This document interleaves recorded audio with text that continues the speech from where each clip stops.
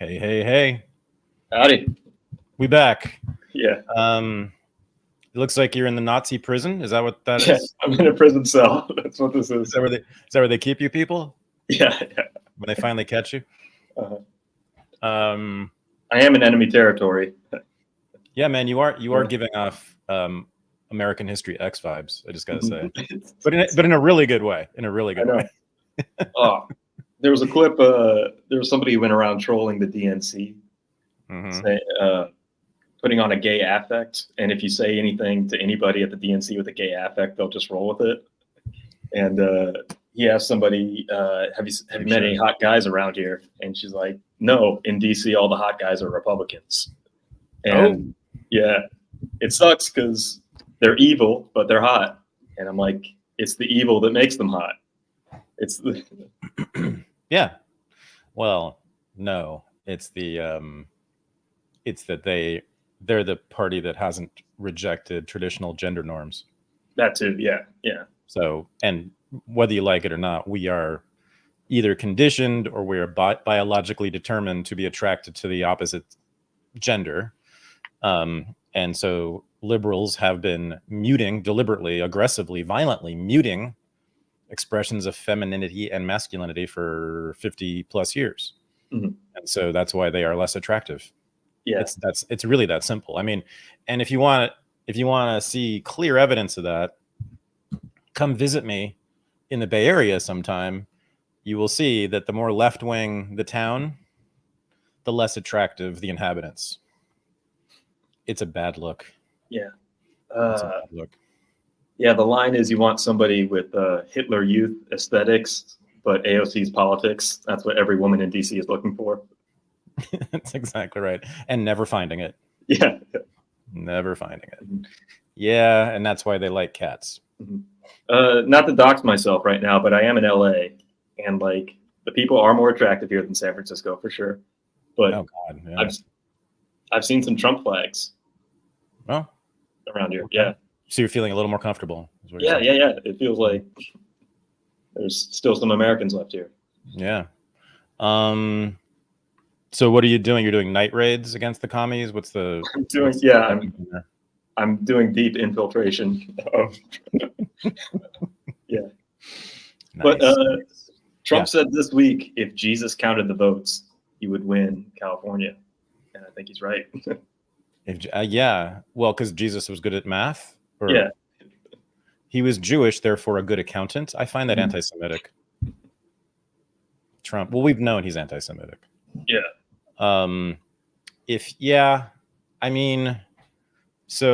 Okay. Yeah, I mean, I've been saying that I was sure, I am sure it was rigged, stolen in some way or another since the day of the election in 2020. When I remember I was looking at the returns from, I think it was Milwaukee, and it was just like, oh, this looks like a third world election. It was like 99% whatever for Biden in every district. And it was very clear to me. So yeah, I mean, the thing is, a good number of people I know have no respect for me because of that. Mm-hmm. Or I mean, they disrespect people who hold that opinion. And I still do. I mean, I think it's obvious, but Trump invoking Jesus is always funny. Mm-hmm. His relationship with Christianity is maybe the least discussed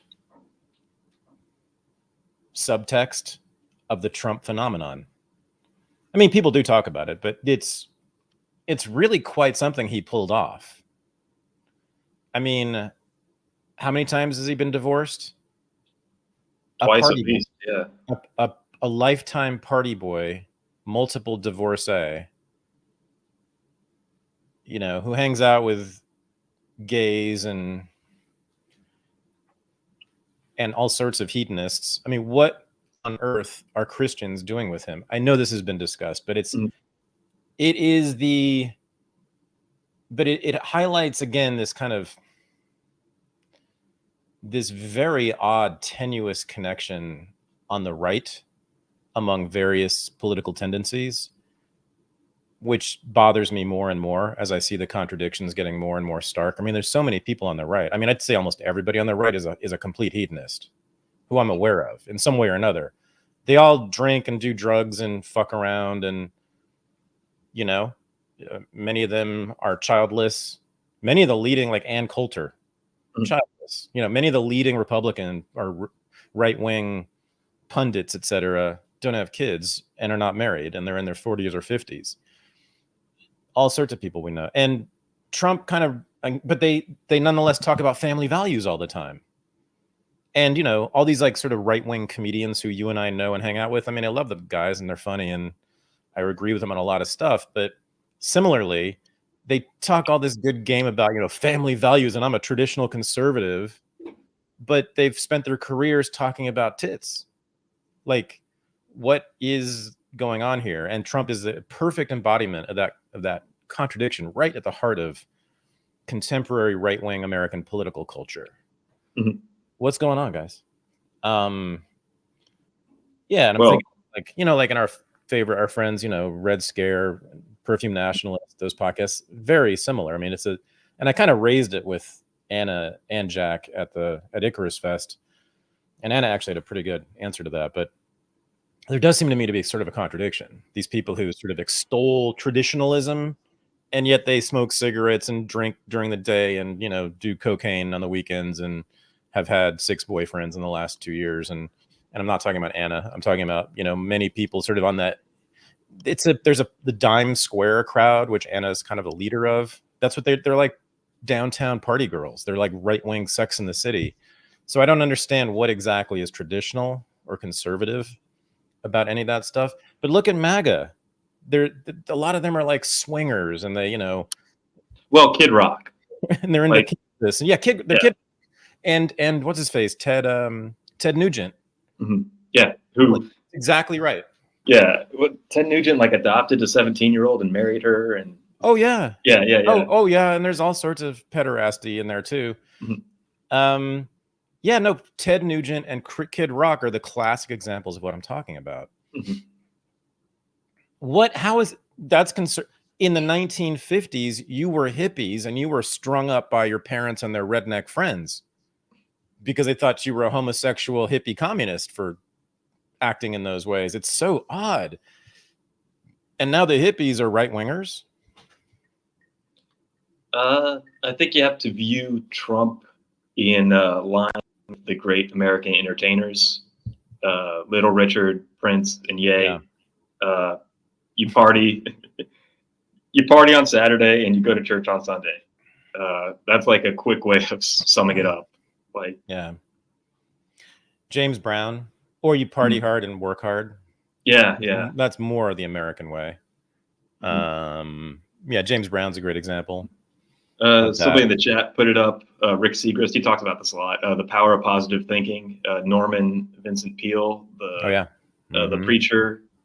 So there's the connection from Baptist and Protestant world to the business world, where a lot of preachers sort of train businessmen, and a lot of businessmen follow preacher techniques, and it goes back and forth through there. And they're both like multi-level marketers. So there's that world that hasn't been examined enough.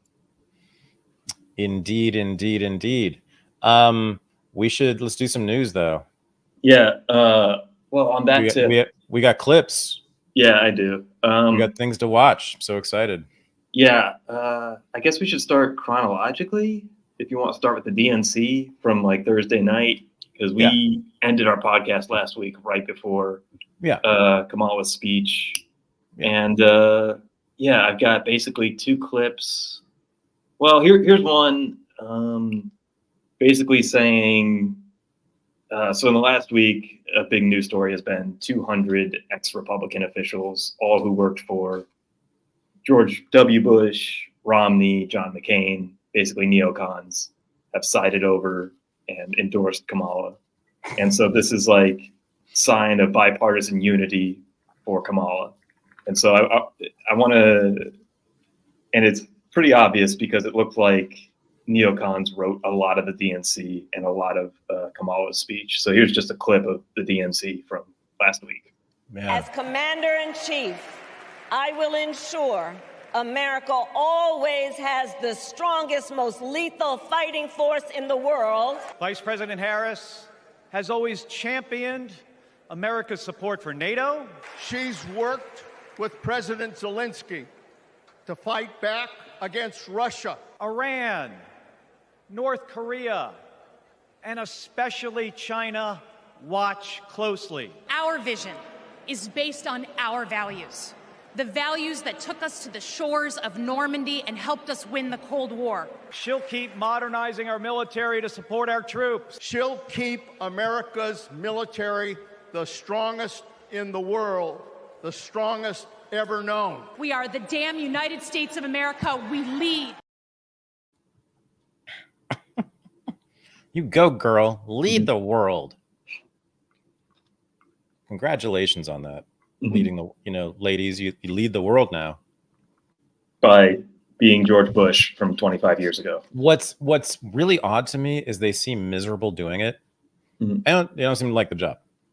They seem to have some buyer's remorse with that whole thing about becoming leaders of the world. But well, there you have it. And now we're going to have an empty-headed, brown-skinned one of them leading the world. I think. Is she going to win? Is that what happened here? If they can steal it, she'll win. If they can steal it again, she'll win. Oh, as Trump said. Yes. Right. Okay. So, okay. Well, back to the baby killing. Thank you for that segue, by the way. Democrats, the leading baby killer party. I've given this. I've talked about this many times on this show and elsewhere, so I don't have to do the whole litany, the whole history. But just for those who have not heard me talk about this, it is indisputable. It's obvious that the Democratic Party in the United States historically has been not just the leading war-making party, but it's been the architect of the American empire and the leading instigator for every major war, and I would say including Iraq, because the neocons who led that war were Democrats before and became Democrats recently. So they were really always Democrats. Democratic Party is the visionary party, and it requires visionaries to launch and maintain a global empire. You got to be thinkers, you got to be into maps, you got to know about other countries, you got to maybe speak other languages, and that's who Democrats are. They're liberals. They've studied at Ivy League colleges where they train the elites to do just those things and have for about 150 years. They've been training young people to think as imperialists, the upper class young people in those schools. And so, yes, it makes sense. The Republicans, of course, come from different class backgrounds, although certainly many have been upper class. But generally speaking, Republicans have been sort of more working class, more middle class, actually, less from that Northeastern WASP elite that has always, as I said, trained their sons to lead the world, literally. So the Democrats, and you can just look at the history, just think about all the major wars, think about the creation of NATO, think about the creation of the IMF, the World Bank, all the, the United Nations, all the major pillars of the American empire, and think about who created them. It was every single thing was created by a liberal, not just a Democrat, but a liberal Democrat from the Wilson administration forward. So this is all this bellicose talk from the Democrats, as you just showed in that clip, and Kamala's affirmation of basically being the leading empire is simply a reaffirmation of Democratic Party history. The Republican Party, and people got confused about this after Vietnam, because in the 80s and 90s, the Republicans rhetorically were more bellicose, but they always shared the same vision of the United States dominating the world. The Republicans have actually been either the minor party, the junior party in the empire. They've certainly gone along with it many times during particular eras like the 80s and 90s. But actually, the most significant dissent against the American empire within the two parties has always been among the Republicans. Based in the Midwest, the so-called isolationists of the 10s and 20s and 30s, and and even after World War II. And then more recently, we have, you know, people like Tom Massey and others from the America First, the real America First movement, the re-emergence of the America First movement under Trump, you know, really calling into question 500 bases all around the world and a giant military budget that's made us broke, and these endless wars that have made us even more broke and made the world our enemy. So yeah, this is not surprising, but I just want to take it and smash it into the face of every liberal who has ever scolded me for telling them not to vote for Democrats, which I do every 4 years. Of course, I grew up around liberals. I went to school with liberals. Facebook for me is a cannonball dive into a pool full of liberals. That's what and I want to take that. I want to take that speech, and I'm going to take every position she's taken on foreign policy and smash it right in their stupid faces and demand an apology, and do the same thing with Obama, because that's when this started in 2008. I was emailing all my friends, telling them how militaristic and warlike Obama was, and they, you know, basically defriended me or stopped talking to me or blocked me or whatever. And of course, what did Obama do literally on the first day of his presidency? Do you know this? On the day he was inaugurated, I think it was 1 hour after he was inaugurated. Do you know what the very thing he did? Did he extend Iraq? Drone bombing. A drone bombing killed like, I don't know, I think a dozen civilians or something like that. Yeah. The day when he was inaugurated, like he had it preset. I think he must have.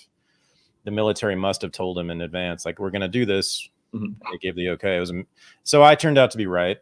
You know, then of course there was the surge in Afghanistan under Obama, the drone war, which ramped up decidedly under Obama. He killed an 16-year-old American citizen.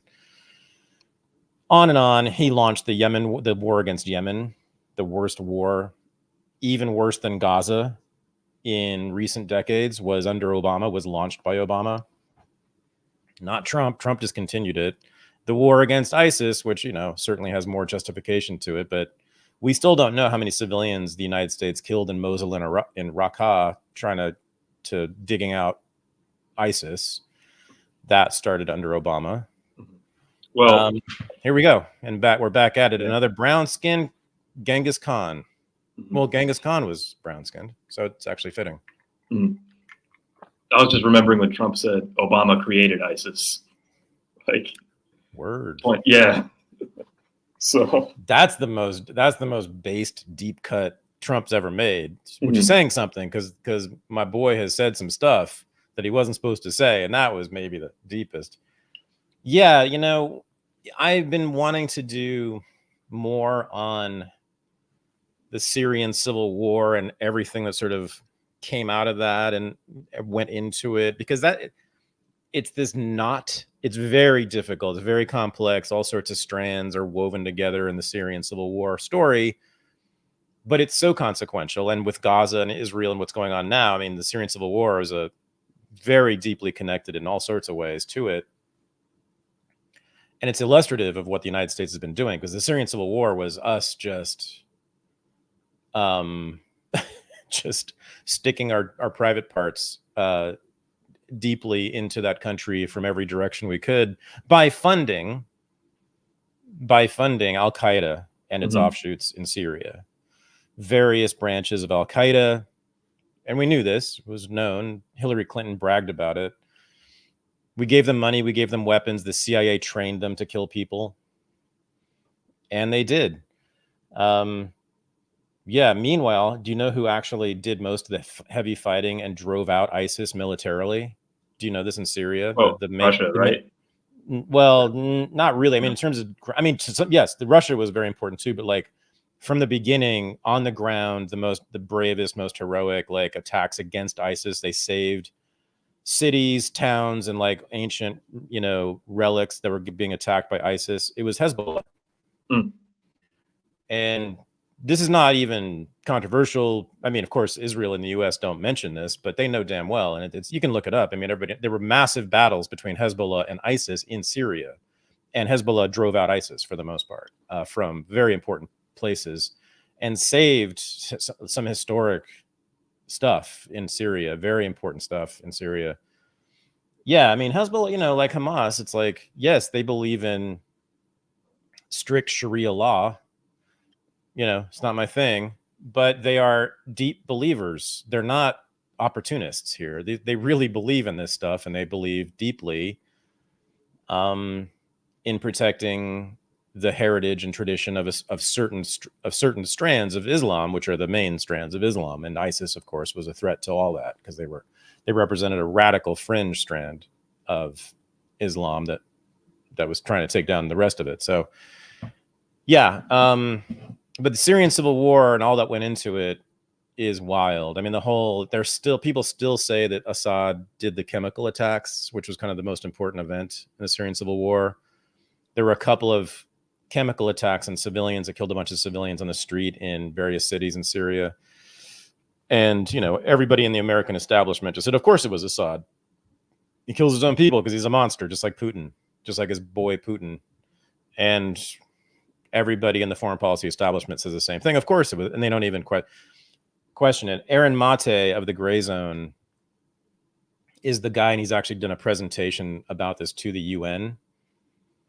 But Aaron, that's the place to go. Go to the Gray Zone. Aaron Mate, he's done deep research, and he's, for my money, I mean, I've read most of it. I've gone through most of that stuff. It's pretty damn clear it was staged, that these were staged, these chemical attacks, by the White Helmets, which are this shady organization that's funded by the West in Syria, an anti-Assad grassroots group in Syria that's funded by the West. They pretty much clearly staged it. So, but, you know, and that was a key moment in the war, because that's when Obama threatened to bomb Syria. And then Trump actually, that's what convinced Trump to bomb Syria later on. There was another chemical attack, which again was almost certainly not by Assad, but Trump. That was not even chemical weapons, right? When the UN report say, or I think it was something. Okay, yeah. Well, Trump, I believe Ivanka. Mm-hmm. This was, you know, Ivanka pulled his heartstrings a few times. Once was about DACA, and Trump changed his mind about DACA because of Ivanka, which was for me that was a good thing. And then, but this was pretty sure Ivanka came to him with some atrocity stories about Assad killing his own people with chemical weapons, and that's why Trump launched the missiles. And I gotta say though, I believe it was like only 1 or 2 missiles. It was pretty limited strike. It was really truly at an isolated military base, as I understand it. And I don't think anybody was killed. And I don't think any civilians were threatened in that attack, even though I hated it at the time and I denounced Trump for it. And I said, fuck the United States on Twitter when it happened. And I still state, I mean, of course I denounce every single military action by the United States, but relatively, again, what Trump did was nothing really, almost nothing compared to what other presidents have done. So yeah, he is, I'd say, even though he's terrible on Iran, he's not great on Russia, he's still clearly the least war-making, and I would say the least imperialist president we've ever had. I would say he's the least imperialistic president we've ever had. That seems clear to me. That doesn't mean he couldn't go to war with Iran. I think that's quite possible, but he doesn't want to occupy Iran after the war. Big difference. He doesn't want to have American schools in Iran after the war, right? He doesn't want to have a reconstruction in Iran. He doesn't want to have what we did in the Philippines in Iran. He doesn't want to colonize Iran. He wants to kick their ass, I'm sure, kill all the bad guys, tell them to behave, and then leave. I'm sure. That's what he's always said. That's Trump to a T. That is not imperialist. It's not, it's something else, but it's not imperialist because there's nothing left. There's no empire left over when they leave, you know, after the war. Reagan, under Caspar Weinberger, that was basically the Reagan doctrine. Reagan didn't like occupations, permanent occupations either. He wanted to hit hard and then go home. Reagan was actually he was actually the second least imperialist president, amazingly, because he was so militaristic and so belligerent. But Reagan was not into it. And Caspar Weinberger, who was one of his main foreign policy people, defense state. He was either defense or state. I think he was defense. Yeah, he was defense. He came up with the Weinberger Doctrine, which is what I just said.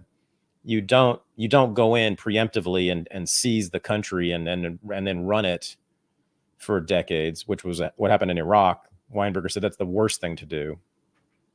You go in if you need to do something for national security, you go in very hard with overwhelming force and you leave as soon as you can, as soon as it's over. You deliver to the enemy a devastating defeat that will discourage them from acting out against us in the future. But you do not leave forces there. You do not attempt to manage that country from Washington.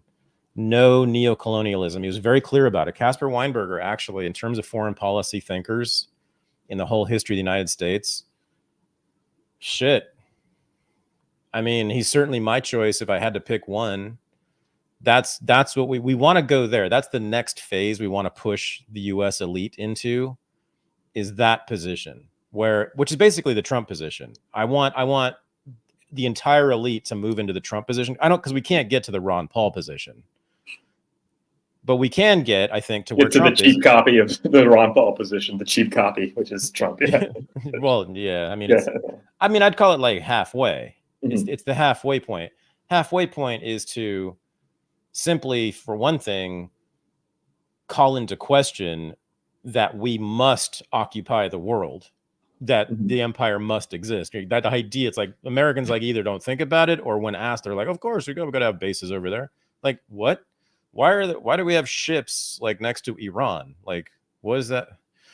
And then start to withdraw, which I think Trump probably will do or would do, from not everywhere, but I think from certain places. And I think he will weaken, like with NATO, the U.S. connection to certain major institutions internationally. I mean, he's threatened that constantly in various ways. And that's why so I was going to say the neocons, and I didn't know about this latest defection of the neocons to the Democrats, but as I said, this is what they've been doing this for a while. Crystal and the Kagans have done this for a while, and Victoria Nuland also. And so it's not surprising, but go ahead. Oh yeah. I mean, they did it in 2016 as well. Like, there was a big push for this in 2016. It's the same story all the way over again. Like, oh yeah.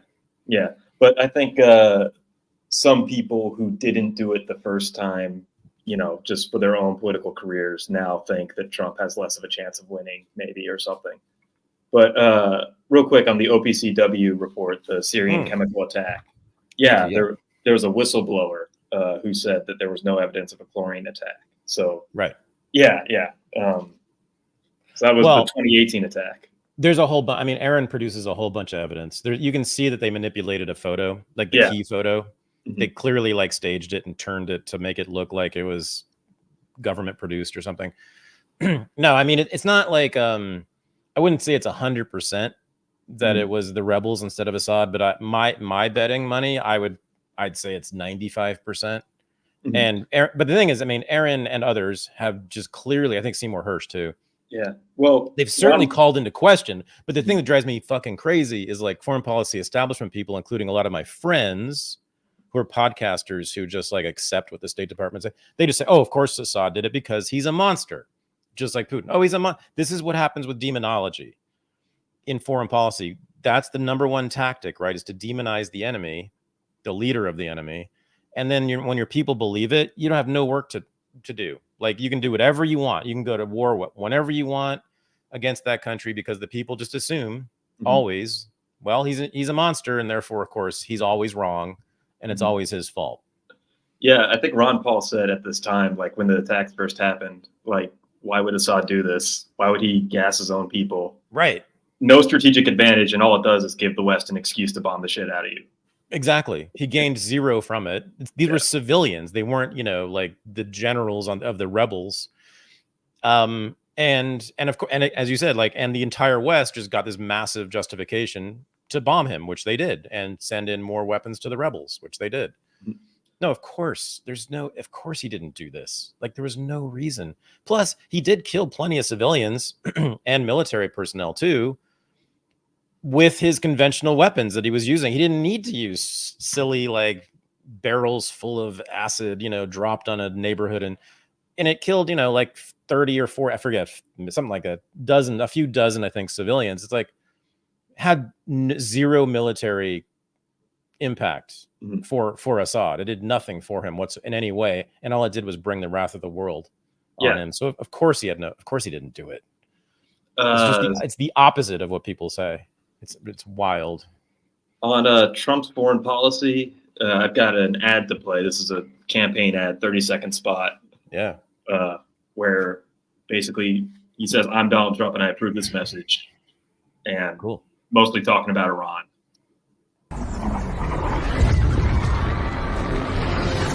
Before thousands were brutally killed, including Americans. Before Iran helped Hamas plan the attack, killing Americans. Before Biden gave billions of taxpayers' money to Iran. Trump played hardball with Iran. Destroyed ISIS. Kept the Middle East at peace. Kept us out of endless wars. Through strength. History shows very plainly that evil only respects one thing, unyielding strength.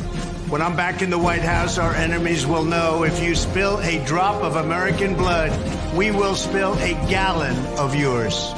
President Trump, the strength we need to make America strong again. I'm Donald J. Trump, and I approve this message.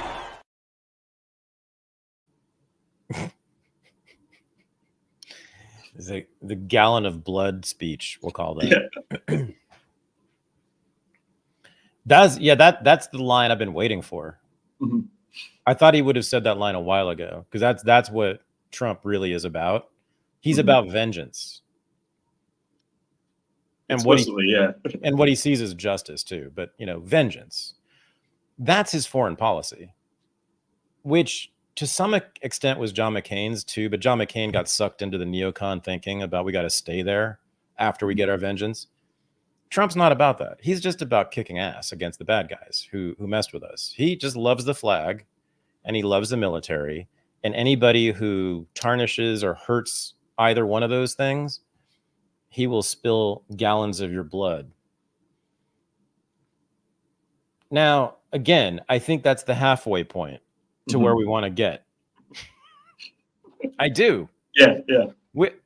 Don't we prefer that as a foreign policy in the United States? As if you're anti-war, anti-imperialist, or a pacifist, or one of us over here, like that's better. It's exactly 50% better than the Joe Biden, Barack Obama, Franklin Roosevelt, Lyndon Baines Johnson imperialism that is the de facto dominant thinking of American elites for the last 200 years. Right? And so it's a radical shift, actually. It's 50%. Ron Paul is 100%. So I'm saying, guys, this is why Michael Tracey yells at me, because I've been saying this for now 7 years, I guess, which is that Trump and the MAGA movement are not perfect. They're not anarchists. They're not Ron Paul on foreign policy, but they're halfway there, because they're calling into question the very idea of the American empire, and they mean it. They don't want to stay in other countries. Do we hear that? They really don't. They don't want to, except for Israel. So that's like a separate, we'll bracket that. But other than Israel, they don't want to stay in other countries. They don't want to send money and weapons to other countries. They don't want to have like a dependent relationship on other countries, except for Israel. Which, yes, and the Israel piece of this is simply infuriating, and I don't understand it, and I think it's a massive contradiction within Trump's own thinking, within MAGA ideology, and they need to address it, and I'm going to hammer this as much as I can because they're just idiots for falling for this bullshit. I do think there's quite a significant number of MAGA people who are skeptical of Israel and Zionism and supporting it from an America First position. Mm-hmm. I do believe that, but they're quiet. I think they're being quiet about it. I think that's sort of what's going on low key on the right wing. Does that sound right to you, by the way? I think there's a faction of paleocons who have always been good about Israel. Well, yeah, I don't mean them. And yeah, and there's a faction of Nick Fuentes, America Firsters. I don't mean them. Yeah, I mean like straight up, go to Trump rallies, like the Jack Posobiec's of the world. Jack Poso. Yeah, I don't know about him in particular, but I just don't you think it's such an obvious contradiction? Well, yeah, even being pro-Israel and being America first at the same time, it just doesn't work, guys. You can't do it. It just doesn't, on any level, it doesn't make any sense. You're not allowed to have the two positions simultaneously, right? I mean, yeah. Aren't some people calling this out? Aren't some people calling out that MAGA must be anti-Zionist? I would say or non-Zionist. I mean, the numbers at the Daily Wire reflect this. I think the Daily Wire is kind of tanking right now. Oh, really? Yeah, they can't fill a theater if they're going to do live events. Like they did a live event recently with everybody from the Daily Wire. And yeah, most of the people there were staff or family and friends.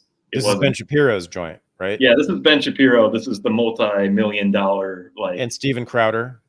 Crowder's not in there. He got booted, right? What happened there? That was I don't think Crowder was ever attached to them. I think Crowder was attached to Glenn Beck's The Blaze. I don't think Crowder was ever on Wire. Wasn't there that beef between Shapiro and Crowder? Maybe. But I don't think that was on. I don't think that was on Daily Wire itself. Whatever. Yeah. So, but wait, are you suggesting that the Candace Owens, who was Daily Wire, beef with Shapiro over Israel has caused the demise of the Daily Wire? Yeah, I think Candace was a bigger star than Ben Shapiro. Hell yeah. Yeah. No, really? Yeah. I think. Hell yeah. Yeah. I think she gets better numbers than him now. If you look at just podcast rankings. And yeah, the inherent contradiction of being America first and then obviously being a funnel to Israel first politics. Yeah. How on earth, guys? Like, what is this? Yeah. When you're the intellectual dark web, you're the people having conversations with no taboos. Like, it's the most glaring contradiction. Yeah. Like, for 5 years, I was hearing you guys give the greatest speeches against giving any foreign aid to any foreign country. And I'm like, hell yeah. And then October 7th happens and you goddamn like shipping billions of dollars of everything to these fucks. What on earth is that, guys? It's almost as if AIPAC has bought you too. Does AIPAC, do we check this? That's a great question. I haven't looked into this. What's the funding of AIPAC for MAGA candidates like Marjorie Taylor Greene, Lauren Boebert? Do they fund these people too? Matt Gaetz, probably. I bet they fund Gaetz because he's in Florida. See, I bet. Oh, Gaetz is the one because that's my guy. Gaetz is very, very, very smart and talented, and he's on point in so many ways. He's by far my favorite MAGA politician. Yes, he has stated stuff about Israel. He's on board. Yes, it's true, but he doesn't go on a lot about it.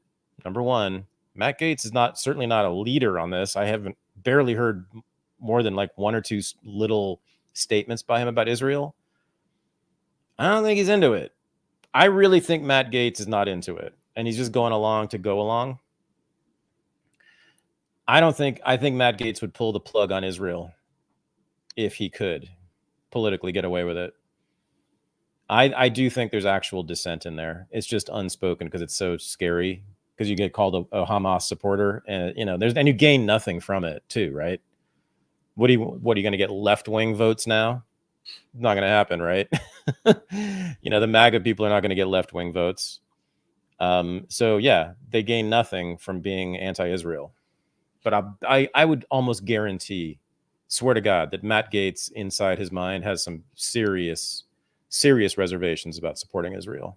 And he at least sees the contradiction. America first, except for Israel. It looks like everybody in Florida except for Gaetz get AIPAC money. He has not taken AIPAC money? I'm on AIPAC Tracker right now, trackapac.com. I'm not. That is fascinating. Yeah. That is fascinating. Yeah. Huh. What does that mean? Because he's in South Florida, I think. It's like Jewville, USA. That was not anti-Semitic, by the way. No, that's what Jews say.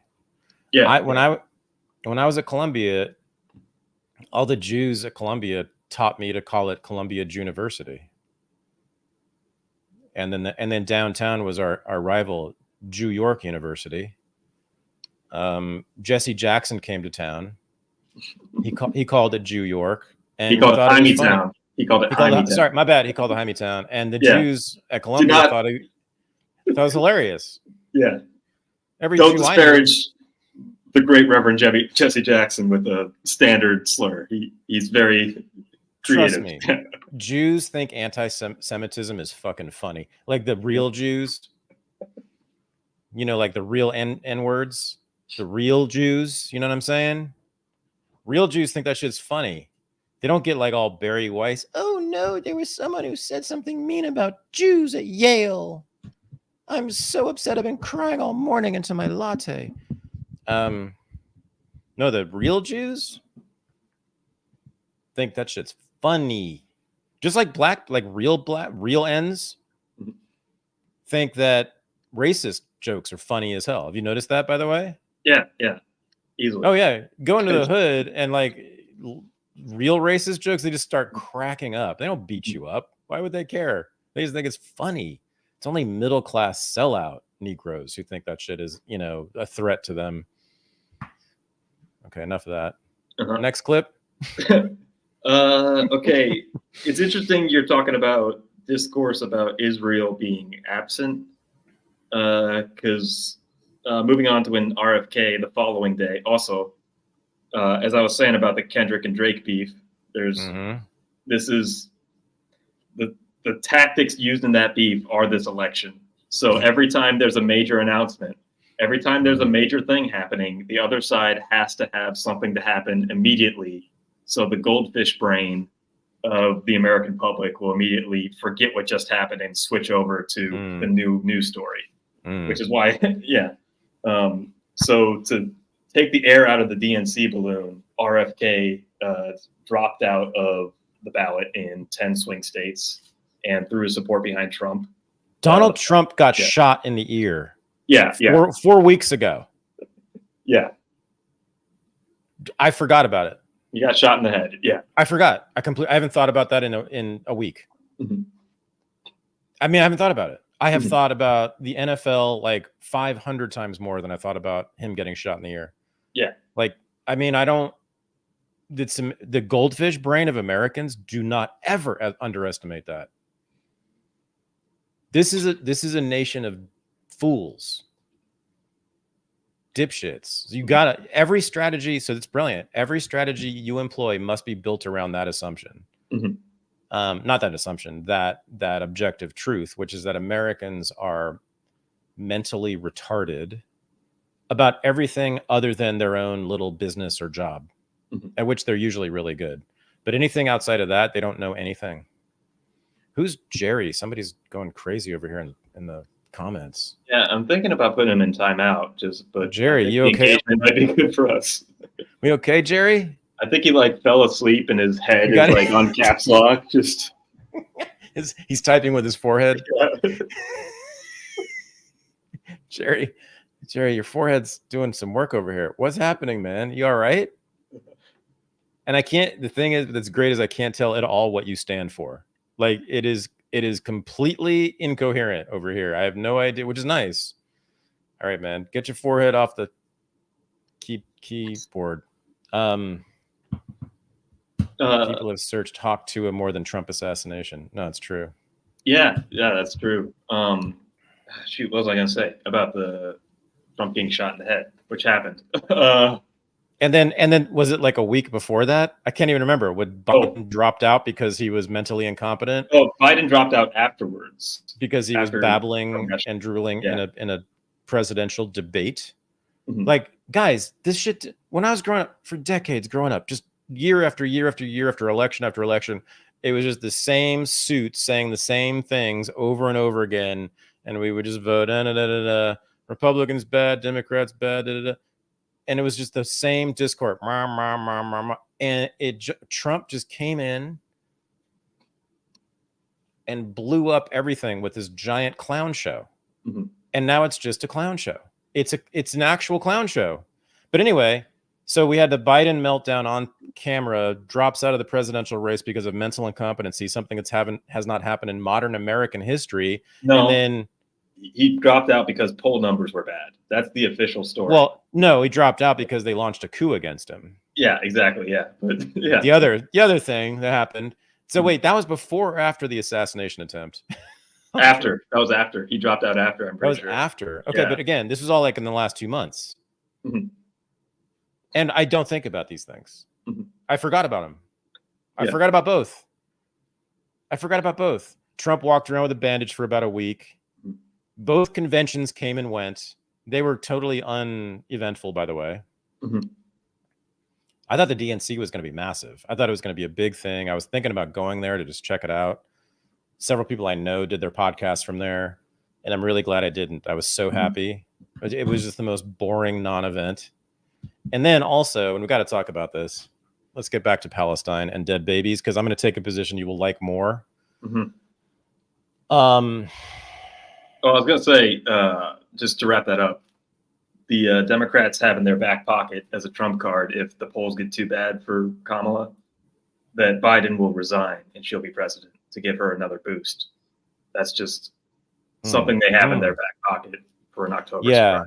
They're working hard. Well, the latest I heard from the Israeli side, I listened to Call Me Back, Dan Senor's podcast, which is like it's the main pro-Israel Zionist podcast. Dan Senor he ran communications for the occupation government in Iraq under Bush. And then he worked for CBS News, of course, or something like that. That's this guy. And he's a big Israeli. I mean, he's a Jewish American Zionist. Anyway. They're admitting it, that it is a full court press by the Biden administration on the Netanyahu government to get a ceasefire before November.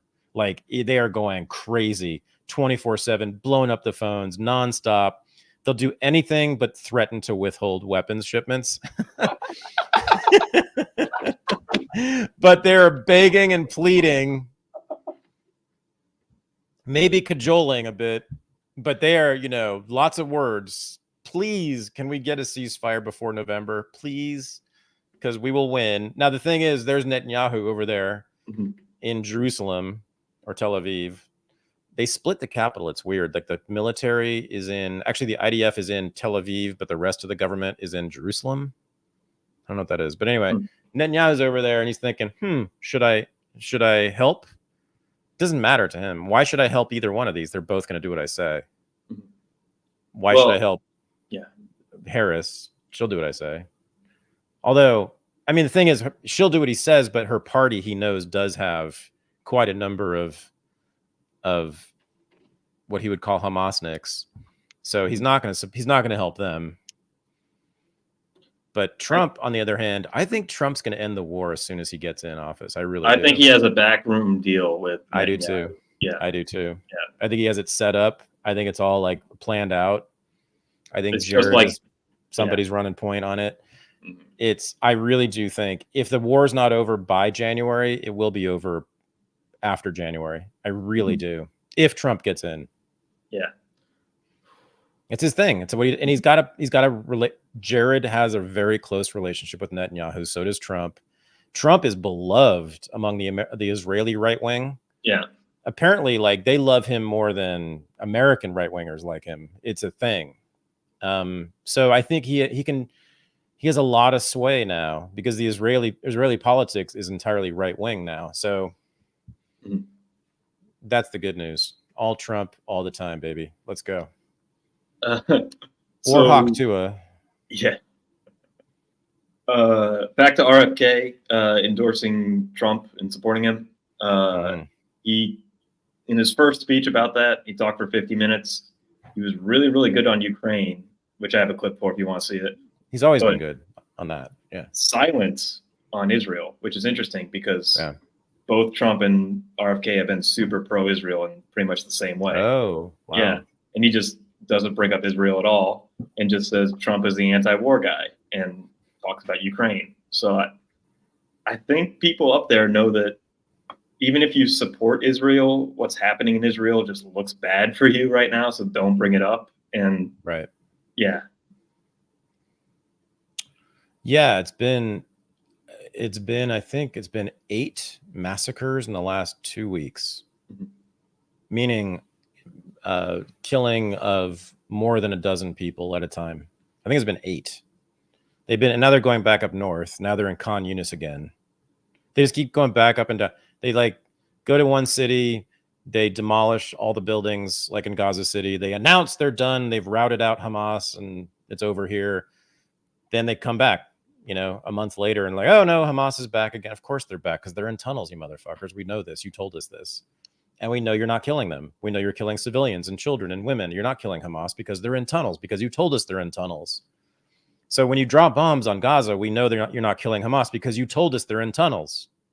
You told us they're underground away from the bombs because you told us this. So we know that they're still there.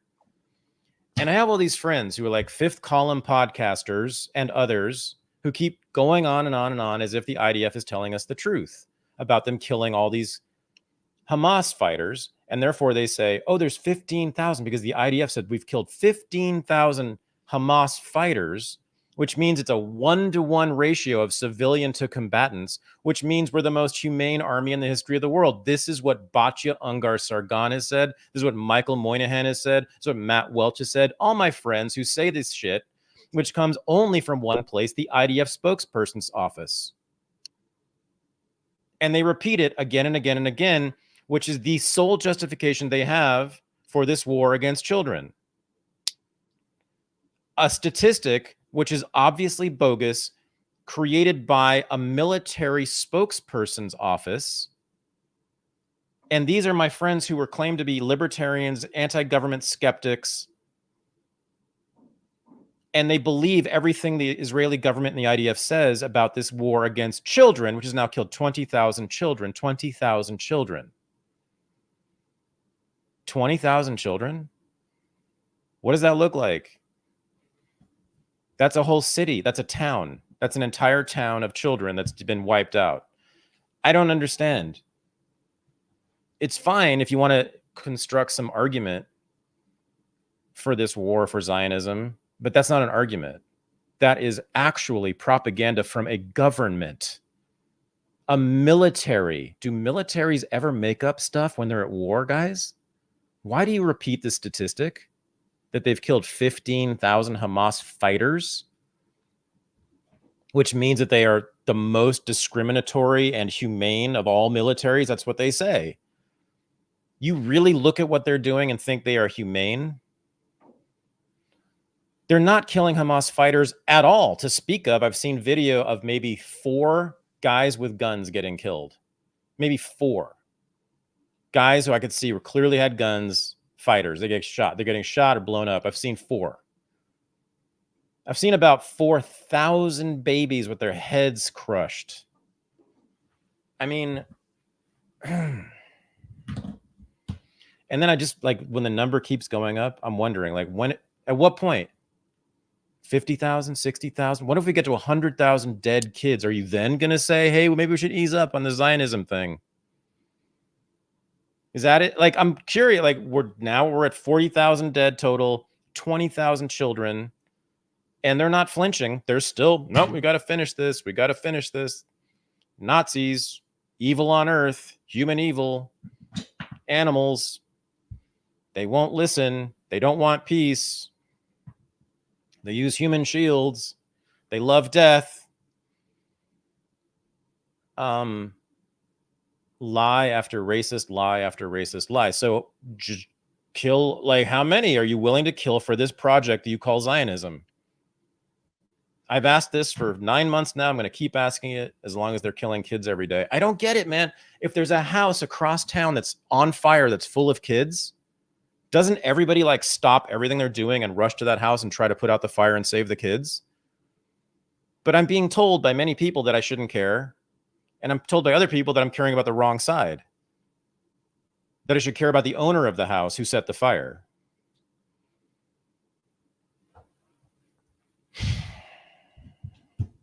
And seriously, at what point? What's the number, guys? You don't have a fucking number, do you? You know why? Because you hate brown people and you hate Muslims especially. I'm sorry, you're fucking racists. Yeah, I'll name you. I just did. You're all, there's the only way you can sustain an argument for this war, this massacre of trapped children is if you're racist. I'm sorry. And the arguments they make are racist. Oh, well, these people don't want peace. Oh, these people love death.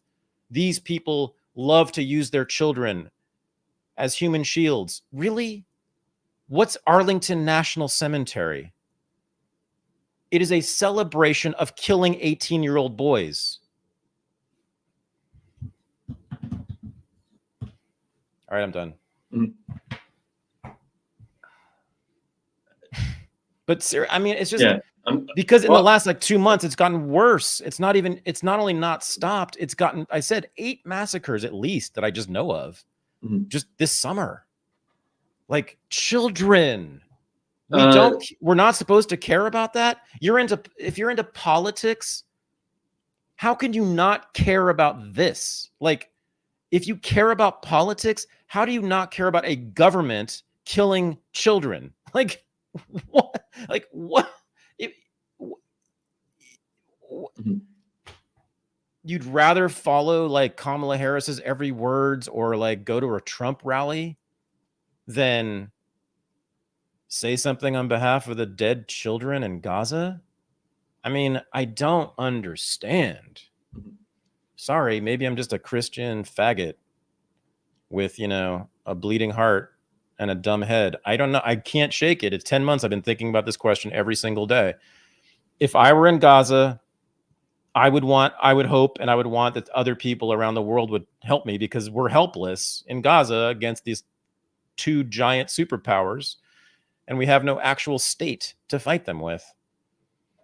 We have a gang who took over that doesn't even have like a proper military. And they have every weapon on earth and 2,000-pound bombs that they drop on us whenever they want. And we're a city full of children. And we can't leave. This is so macabre and sociopathic and vicious and racist. And I can't wrap my head around people I know saying that Israel should continue this war. I just can't. And that the United States should continue to send 2,000-pound bombs to drop on those apartment buildings. When we know, because Israel told us, that Hamas is underground, and so the bombs don't kill them. Because they've been telling us Hamas is underground. It's true. And you know how deep those tunnels are? They're a minimum of 150 feet deep. No bomb is getting to them. 150 feet deep. Reinforced. They've been working on those tunnels for 20 years. There's no bomb. That's the point of them. Of course, they knew they'd be getting 2,000-pound bombs dropped on them. So they had built the tunnels deep enough that they wouldn't be affected by them. Hamas is damn near intact. Oh, boy. All right, what's next? Let's go. Yeah. Well, I was going to say, you said, you know, Democrats behind the scenes are trying to work out a deal with Netanyahu. Oh, yeah. Desperately. Doing everything short of saying we're not going to send weapons anymore. But how easy would it be for Kamala to say, Israel has a right to defend itself. Israel was attacked on October 7th.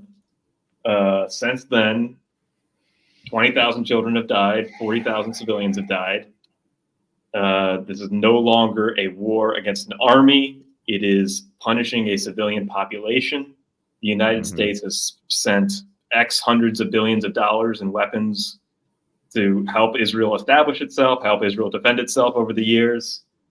Once I am president, the United States will no longer be complicit in this war, in this extermination of the civilian population. Like, that seems like a pretty easy thing to say if you just lay the case out that way. If Israel wants to defend itself, they can on their own. I believe in you, you're a big boy, but that's not what this war is about anymore.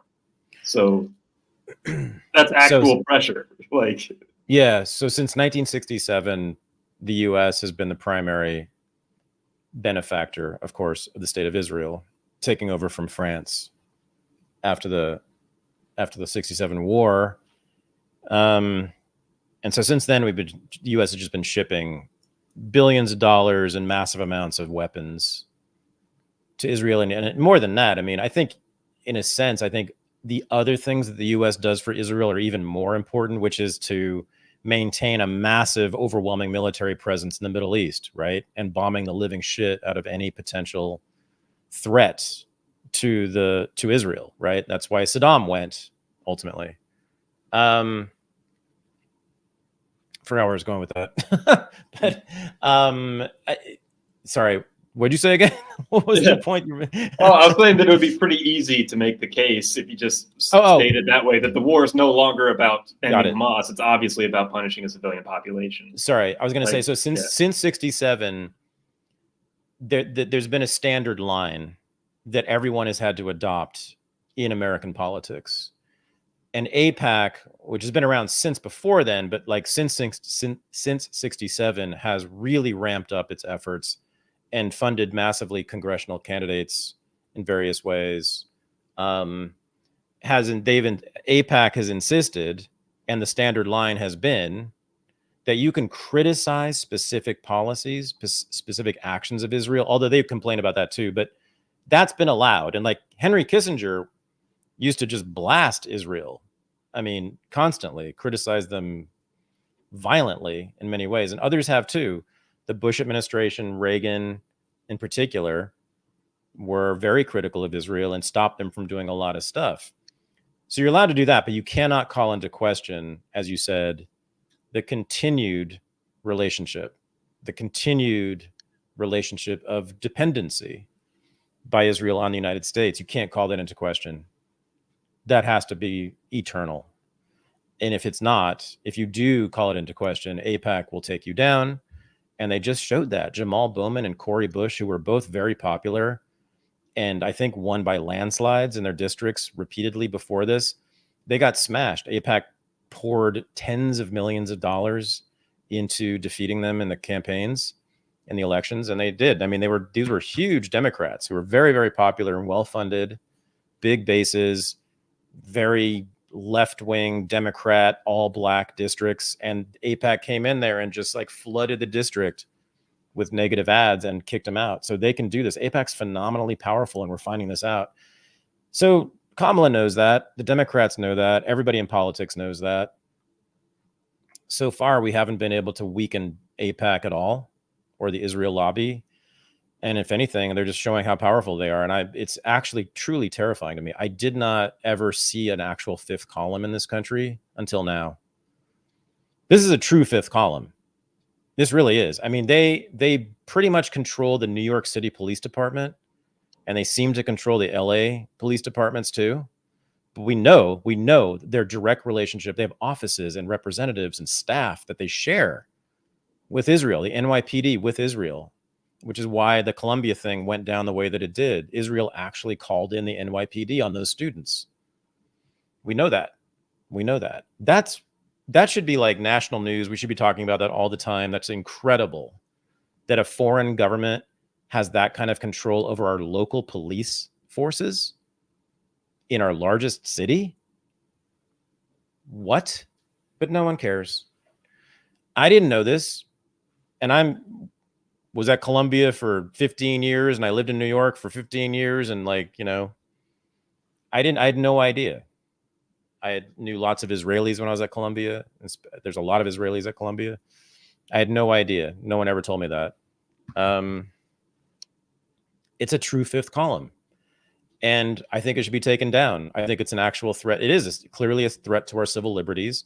They got that bill passed in Congress, at least in the House, making anti-Zionism illegal, essentially, or attempting to. It doesn't have really teeth in it, but it's a precedent that's really scary, and 300 representatives voted for it.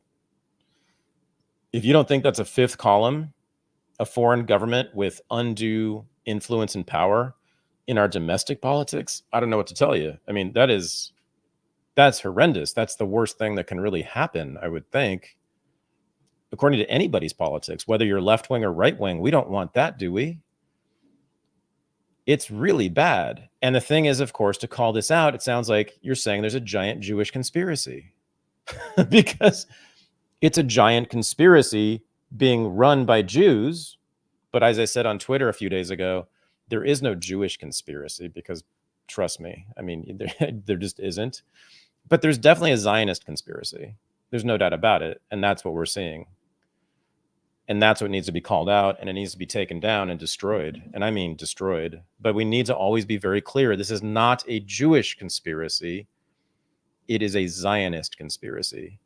Zionists are enacting a blood libel on the rest of us who are Jews by saying that we are baby killers once again. Thanks a lot, guys. Appreciate that once again. Weren't the Christians bad enough to us? Now you're doing it to us yourselves. Thank you. Now the whole world thinks that Jews are baby killers because of you, because you say that you represent all Jews as you're slaughtering 20,000 children. Thank you. Have you looked into Doug Emhoff at all? Have you done a deep dive into him? Or? Yeah, a while ago. He and I were like, we had a lot of mutual friends at one point, and we were, I forget. Yeah, there was just, I never understood the appeal though. I never understood what his point was about anything. Why? I mean, I think he might have a large role, I don't know, in the White House and Kamala's future and her Israel policy and how she's, I'm sorry. I'm totally, you're talking about Kamala's husband. I was thinking about somebody else. Mm-hmm. Sorry. Totally something. No, I have no connection with him whatsoever. We have no friends in common. Sorry. I thought you were talking about Douglas Rushkoff. Oh. Doug Emhoff is, so I looked into him. Yes, it looks like he was never really political before, although it's unclear. Some people accused him of being an AIPAC handler for Kamala, and others have called that out as being anti-Semitic. I don't know. I mean, I don't see any evidence that he was ever AIPAC or had any relationship with the Israel lobby. So if that's true, then it would be anti-Semitic to say that. I don't think Kamala became pro-Israel because of her husband. I think she became pro-Israel because she's a Democratic Party politician, and you have no choice. As I said earlier, that's why, right? Mm-hmm. Why are you bringing up Emhoff? Okay, I need to read into this, but on Wikipedia, after a November 2022 meeting between former President Donald Trump, Kanye West, and Nick Fuentes, the White House announced that Emhoff would lead a roundtable on anti-Semitism on December 7th. Mm-hmm. International Holocaust Remembrance Day in January 2023. Emhoff visited the Auschwitz concentration camp alongside Holocaust survivors. Emhoff was part of the White House team that launched the U.S. National Strategy to Counter Anti-Semitism, the first combating anti-Semitism strategy on May 25th, 2023. Like, he's been part of several official White House actions. Oh, yeah. In the past 2 years.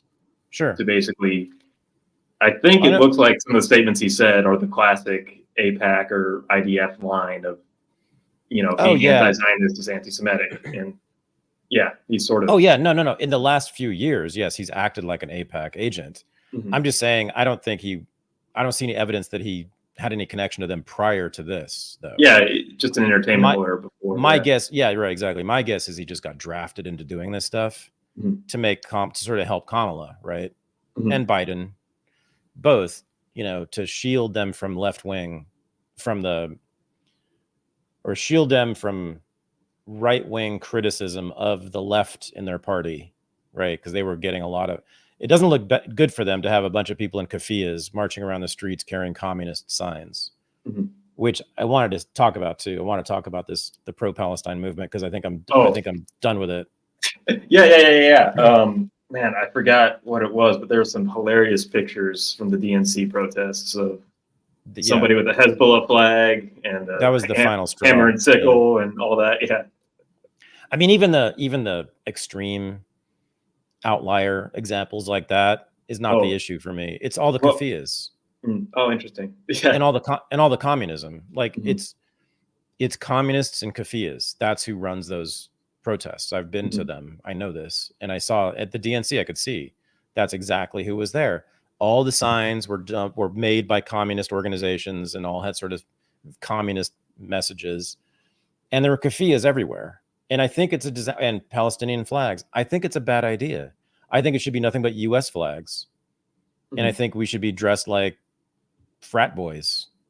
And I think we should be talking entirely about America and US interest and why America should not be involved in this and why America should not support this weird country. That's it. Yeah. Period. We don't have to mention Palestinians at all. As a matter of fact, we don't have to care about them at all. And my point is, guys, all you're doing is turning off any American who might support this. How on earth is wearing a keffiyeh going to help us? Oh, and literally a lot of these people are the exact same people who burned down your cities 4 years ago during the Black Lives Matter protests. For sure. These are a hostile people that are just looking for an excuse. Yeah, the leaders. Again, there are tons and tons. I think the masses in these movements are good. I think they're people just like me. But I mean, politically or whatever, they're not that. But the leaders clearly are keffiyeh wearing communists. And again, just the keffiyeh part. Tell me again, how is that going to help us? What are you saying to what's the message there by wearing keffiyeh? It's narcissism, guys. You're identifying with the oppressed, with the victims. You're not a Palestinian. You're not in Gaza. You're not getting bombed at night. You're an American. And here's the thing that just drives me crazy. What is the way to stop the war? What is the only way to stop the war? What is the only way to save Palestinians? Is to stop the United States from helping Israel. So, and what does that entail? What does that entail? It entails persuading Americans to vote against Israel, to think differently about Israel. So you must persuade Americans who are not like us, who don't have these ideas already. Wearing a keffiyeh says that you're weird and you might be affiliated with a terrorist organization because they don't know better. But instead, if you make it entirely about America, that this is against American interests, it's against your interests to support this ethno-state in the Middle East, we can actually convince people to vote differently because it's no longer scary and weird and exotic for them. It just makes sense from their own rational self-interest. Gotta hate the left. Gotta hate the left. Narcissistic, performative fucks who are doing nothing but hurting Palestinians by doing this stuff. They're not helping. Yeah. That's the thing is, like, I've noticed, like, Palestinians themselves who are in the middle of being bombed behave with a lot more composure than these protesters. And they speak a lot more carefully than the protesters do. Like, they won't necessarily call it a genocide. They'll kind of speak dispassionately about what happened and say, oh, we're just starving right now. We're out of food and we're really looking for food right now. And they don't go into this emotional, hysteric thing that you see happening on college campuses like these protesters do. But I mean, the high degree of emotionalism, I understand that. I mean, I cried every day for like 6 months. Yeah. But that's fine. And you can I don't mind being angry and emotional and all that stuff. That's fine. It's the exoticism. It's the narcissistic, what is it called? Like play acting. LARPing. That's what wearing a keffiyeh says, does it not? It says that I am them. I identify with them. I am them. I am representing them. No, be an American. We need Americans to change their minds. The pro-Palestinians, the people who think they're Palestinian, we don't need to change their minds. They're fine. We need to change Bobby and Sue, in Kansas City's mind. That's who needs to have their mind changed. And it's not going to happen if you wear a keffiyeh and talk about the Socialist Worker Party, platform, which is what happens at every one of these fucking protests. Yeah. Yeah, I think Pat Buchanan, again, like he made the greatest arguments for this his entire career. Totally. Yeah. Scott Horton, too. Scott Horton. Yeah. Sort of carried that torch forward. Yeah, that's Justin Raimondo before he died. Antiwar.com maybe was the best at this. But the right-wing anti-Israel, true America firsters are the people to listen to. Those and Jewish anti-Zionists. Paleocons and Jewish anti-Zionists. Just go find them and listen to them on this question. You're good.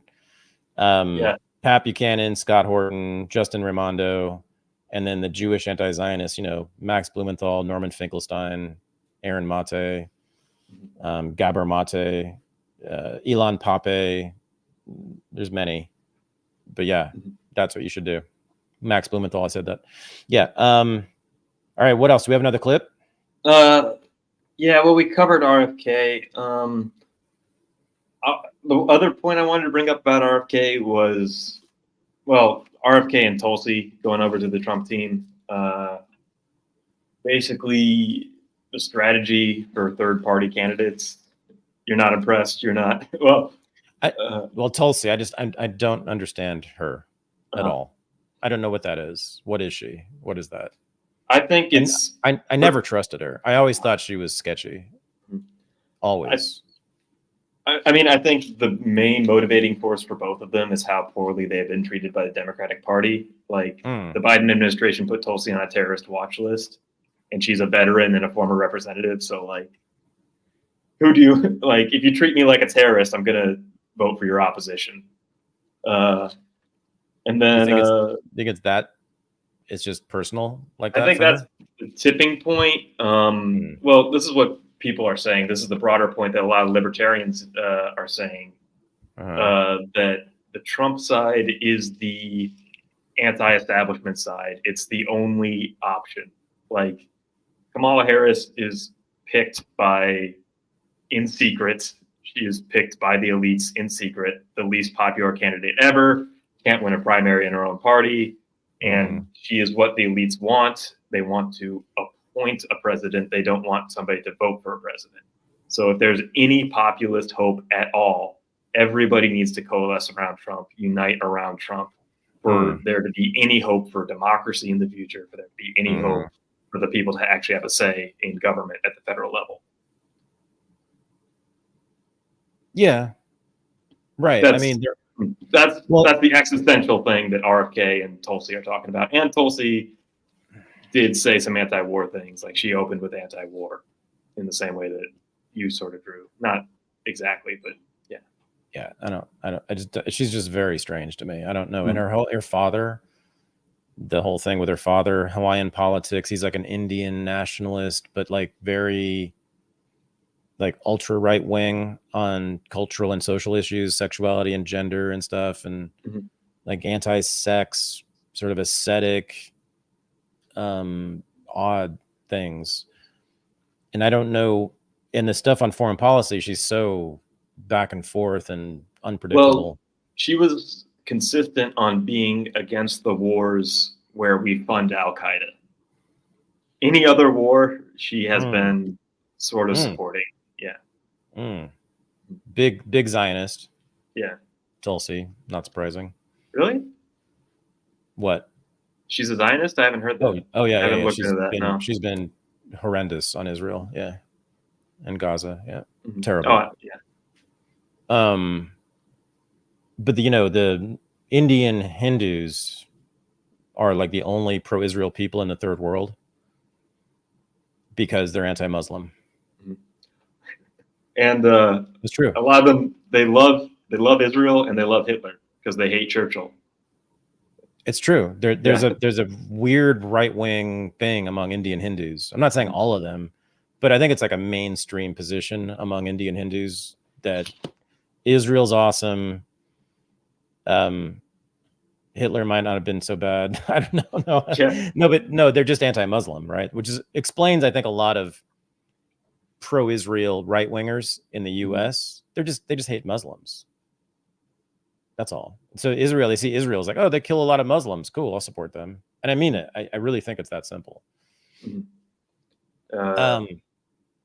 we have a clip? Not on Anything. these topics. I have something on Nicole Shanahan. I have something. We got 8 minutes. Let's do it. Let's go to another topic. Yeah, I want to talk about Pavel Durov. I think we should cover him. Yeah. Founder of Telegram, arrested in France, basically on Ross Ulbricht charges, where illegal activity done by anybody on the app due to lack of moderation and lack of working with government enforcement means that you are complicit in those crimes. And he's facing 20 years in jail. Yeah. And Elon Musk is getting called out by the EU and Brazil's Supreme Court. So it's very likely that if he lands in certain countries, he'll be arrested on similar charges. So Pavel Durov founded Telegram, which is one of the greatest anti-statist inventions of recent history.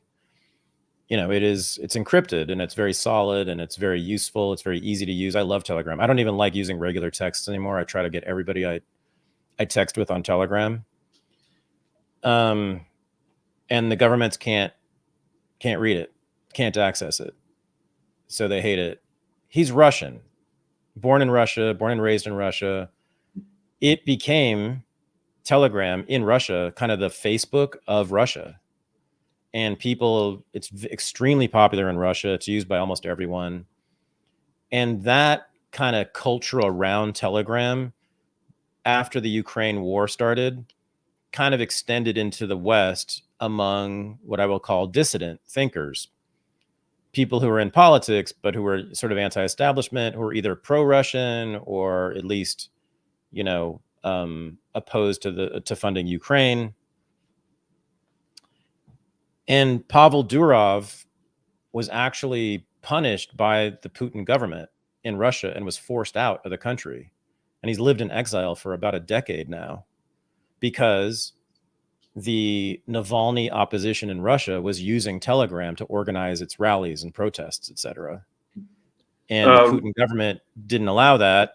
And they forced out Durov, and he's lived in other countries ever since.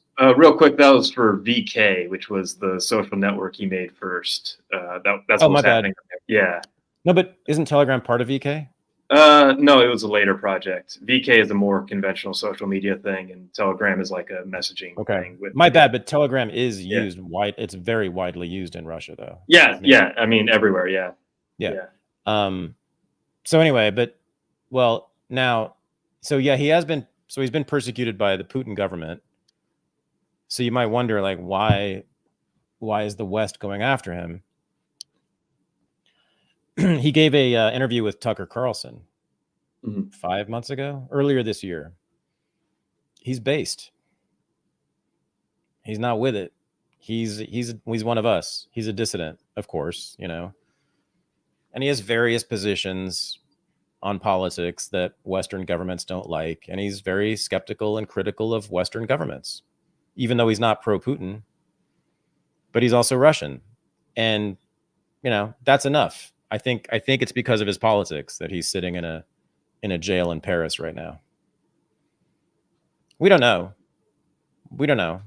but it's got to be something like that. I mean, I believe they think that he's helping Russia directly because Russian channels are very prominent on Telegram. Pro-Russian channels are very, very prominent on Telegram. But pro-Gaza channels are very popular on Telegram. That too. But also pro-Ukrainian and pro-IDF channels are very popular. And a lot of the stuff we know about war crimes happening there are Ukrainian and Israeli channels bragging about their crimes and distributing it freely. So we wouldn't know any reporting about the wars happening right now if it wasn't for Telegram. I don't think it's specific politics. I think it's that it's simply encrypted and the governments can't access it. That's all. Look what they've done. I mean, look what they did to our friend Jeremy, New Hampshire, Jeremy Kaufman, and Odyssey. They crushed Odyssey. You know, open source, basically an open source YouTube. It was a wonderful thing. It basically no longer exists. In fact, we should probably just take down that banner. Jeremy said that to me. He said, "Yeah, Odyssey basically no longer exists because the feds came in and crushed us." They don't like it. They don't like media that they can't control. They don't like free speech, like truly free autonomous speech. It's the autonomous part that they don't like. They like free speech within their parameters, within their rules, within their institutions. That's fine. But they don't like autonomous speech where you can really say anything anonymously at any time and the government won't even know it. That's what they don't want. And I think that's essentially why Pavel Durov is in jail. Don't you? I mean, is that? Yeah. Yeah. I don't see anything other than political persecution on this. No, but for that, not because he might be like have pro-Russian channels on Telegram. I think it's because it's autonomous. That's all. I think it's also because he refuses to play ball, and he created an infrastructure where it's impossible to play ball, where there's no backdoor channels yet. Right. Yeah. Exactly. Yeah. Boris brought this up. He said Telegram isn't secure. I think. John McAfee would always say this, in that, like, if you're doing something on a smartphone, like John McAfee would use Gmail. He's like, doesn't matter. If you're using a smartphone, the government has it anyways. But that was him. Has access to it regardless. It's their favorite monitoring thing. That they're very easy to hack. He's always talked about how he could jailbreak any device if he wanted to easily. That he always scoffed at the idea that Apple wouldn't allow a backdoor. He says, "Give me that terrorist phone for 5 minutes, I'll hack it." Yeah, gotcha. All right. Well, but that's John McAfee, and he's not really a reliable narrator. Well, he's dead. Yeah, and he might have been a murderer. So I'm not sure if I should listen to John McAfee. Yeah, since he's dead and all. Since he's a dead murderer. Well, it's I think it's time. Yeah. Let's wrap, but we are not doing the after party tonight. Okay. No Unregistered Live, but every Thursday, if you want to join us, we do that. Hang out and Zoom after this show. And if you want to support this show, which you should just do even if you don't want to hang out with us, give us some scratch. Join Patreon, patreon.com/unregistered, right there. Become a member, $5 a month. Support us, help us out, keep us going. And you get some nice benefits as well. So please do that. And for everybody who's already a patron, I will see you, Michael will see you at Unregistered Live next Thursday after Unreported. So awesome. Thank you, man. Yep. Next week, in an hour, we're going to have the joint interview. Kamala Harris and Tim Walz, their first interview since being the nominee for a month. This is the first time. She's doing 18 minutes with Dana Bash. So, oh Lord, I'm going to play us out. Cool. Play us out with the intellectual rigor of Dana Bash. Of course. Yeah. Peace. Peace. Yeah. 15,000 Palestinians have been killed in Israeli airstrikes, 3/4 of whom are women and children. And it's horrible, but you don't see Israeli soldiers raping. Well, Dana, I Palestinian think women. we're not.